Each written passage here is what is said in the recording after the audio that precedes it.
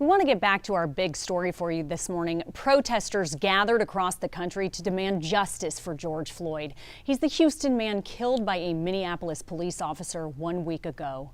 Cities across the country enacted curfews, hoping to stop the violence and looting, but it didn't stop demonstrators. Meanwhile, it was a different story here in Houston, where a vigil for Floyd remained peaceful yesterday. And there are more protests planned this week. Janelle Fort has the latest. Steph, Mayor Sylvester Turner says about 98% of the protests we've seen here in Houston have been peaceful. We haven't seen the widespread property damage and violence other cities across the country have, and Turner says that he's hoping to keep it that way. Houston is one of the only major U.S. cities without a curfew in place in the wake of these protests, and the mayor says he's relying on the city to continue to honor Floyd's memory the right way. We do know that more than 270 people were arrested during protests here locally over the weekend, but Turner says the bulk of those arrests were due to them blocking roadways. There are more rallies planned for this week. Black Lives Matter Houston has one planned for tomorrow afternoon at 3. It'll take place downtown. The tentative plan is to march with George Floyd's family from Discovery Green to City Hall. And then also looking ahead today, we should learn of funeral plans for Floyd. We know his services will be held in Fort Bend County, and Houston Police Chief Art Acevedo has asked the Floyd family if HPD can escort his body through the city. Back to you. And he said he wants to do that to honor the family. Meanwhile, Chief Acevedo has powerful words for Houston after those demonstrations.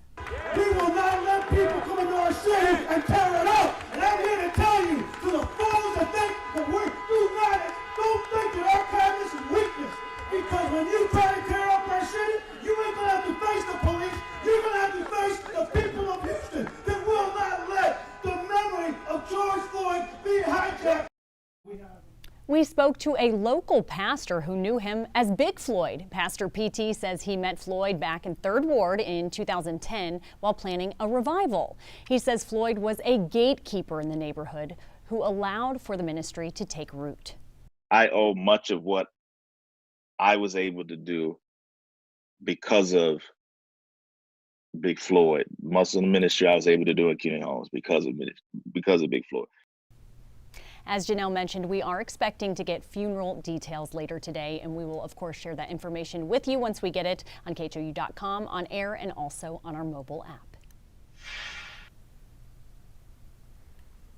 These protests, of course, not just in Houston. They're in at least 140 cities across the country, and the National Guard has been activated in at least 21 states. Now, some of these protests have been really positive and unifying, others violent. I'm going to show both to you this morning. The guys, it hurt. This was the scene overnight near the White House where riots were met with tear gas. This makes night 3 of violence there. On Friday, President Trump was briefly taken into a bunker. And a similar scene in many cities, including Los Angeles, Chicago, Madison, Wisconsin, and Pittsburgh, where some of the protests also turned violent. And in Minneapolis, where George Floyd died, a semi-truck a driver was arrested after he drove through a crowd on the interstate there. Officials believe it was on purpose. Luckily, and really amazingly, no protesters were hurt. Video shows protesters apparently dragging him out of the truck, though, and beating him. He was arrested. The scene there continues to be chaotic as rioters take over peaceful protests. Curfews remain in place, as does the National Guard. The governor there calling for both calm and change. If we do not get to that systemic problem, eventually this will get us back to a point that led to our communities on fire, our security and safety in question, and a searching for who we are.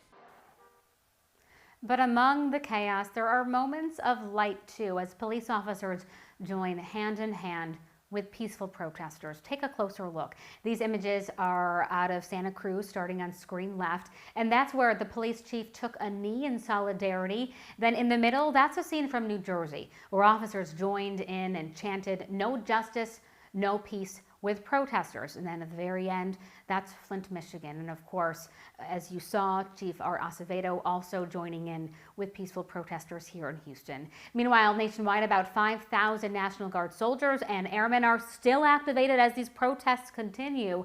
We will, of course, be following this story every step of the way. And coming up in just a couple of minutes, we'll connect the dots on widespread protests during a pandemic. Steph.